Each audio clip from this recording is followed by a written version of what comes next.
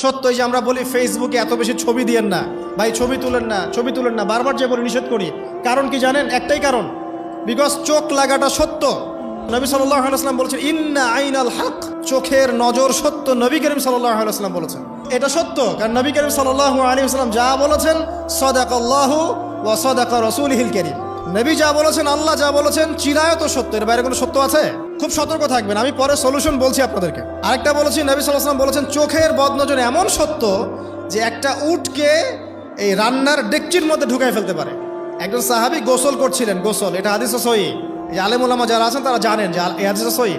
একজন সাহাবী গোসল করছেন, তার গায়ের চামড়াটা খুব সুন্দর ছিল, একদম স্কিনটা অনেক সুন্দর থাকে না এমন কিছু মানুষ? আচ্ছা, এখন আরেকজন সাহাবী এই গোসল দেখছেন দূর থেকে, দেখে বলছেন যে কি চমৎকার তার শরীরের রংটা, যেন কুমারী নারীর মতো, অনেকটা এমন একটা কথা তিনি বলেছিলেন। সাথে সাথে এই সাহাবী অজ্ঞান হয়ে পড়ে গেছে। কোন সাহাবী? যিনি গোসল করছিলেন। এটার আপনি কোনো ব্যাখ্যা দিতে পারবেন না তো, এখানে কোনো সায়েন্স দিয়ে বা মেডিকেল সায়েন্স দিয়ে আপনি কোনো ব্যাখ্যা করতে পারবেন না। একটা ব্যাখ্যা দিতে পারেন, কিন্তু কেন সেটা হলো সেটা আপনি অ্যান্সার খুঁজে পাবেন না। তো নবী সাল্লাল্লাহু আলাইহি ওয়াসাল্লামের কাছে নিয়ে যাওয়া হলো তাকে।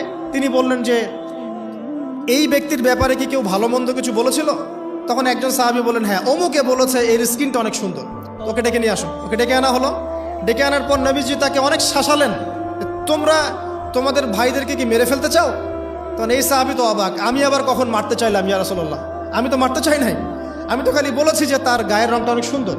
তখন তিনি বললেন কেন তুমি সুবহানাল্লাহ বললে না, কেন তুমি মাশা আল্লাহ বললে না? যখন মাশা আল্লাহ বলবেন, সুবহানাল্লাহ বলবেন, নজরটা লাগবে না। আর যখন আপনি মাশা আল্লাহ বলবেন না, সুবহানাল্লাহ বলবেন না, দেখবেন নজর লেগে গেছে। আপনি বিশ্বাস করেন ব্যবসা খুব ভালো চলছে, মানুষ বলল যে বাহ তোর তো ব্যবসা হেভি, লালে লাল শাহজালাল, ঠিক আছে, দেখবেন আপনার কেনা বেচা বন্ধ হয়ে গেছে। এরকম হবে, আমার কথাটা বিশ্বাস করেন। এটা কিন্তু সায়েন্স প্রমাণ করতে পারবে না, আল্লাহ এবং তার রাসূল বলেছেন, তার উপরে কোনো সত্য নেই। আছে সূরা কাহফ 29 নম্বর আয়াত পড়ে দেখেন, আল্লাহ পাক বলছেন ওয়াকুলিল হাক্কু মির রাব্বিকুম, সত্য সেটাই যা তোমার রবের পক্ষ থেকে আসে। ফামান শাআ ফালইউমিন, যার ইচ্ছা হয় বিশ্বাস করুক, ওয়ামান শাআ ফালইয়াকফুর, যার ইচ্ছা হয় সে অস্বীকার করুক। এই কারণে আমরা বলি ফেসবুকে এত বেশি ছবি দেওয়া, এই আই ওয়াশ করা, এই যে শোডাউন করা, হ্যাঁ, ইসলামের কিছু কাজ করলেন একদম মানুষকে না দেখাইতে পারলে ঘুম হচ্ছে না, এগুলো বন্ধ করেন, এগুলো বন্ধ করে দেন আল্লাহর ওয়াস্তে। অফলাইনে কাজ করেন, নিজেকে গোপন করার চেষ্টা করেন।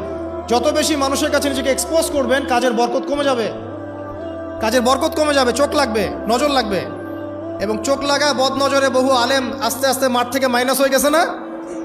যায় নাই? এখন কি আলেমদের সংখ্যা বেশি না কম? যত দিন যাবে আলেমের সংখ্যা আরো কমে যাবে। নবীজি বলেছেন আলেমদের সংখ্যা কমতে থাকবে, মানুষ জাহেলদেরকে আলেম বানিয়ে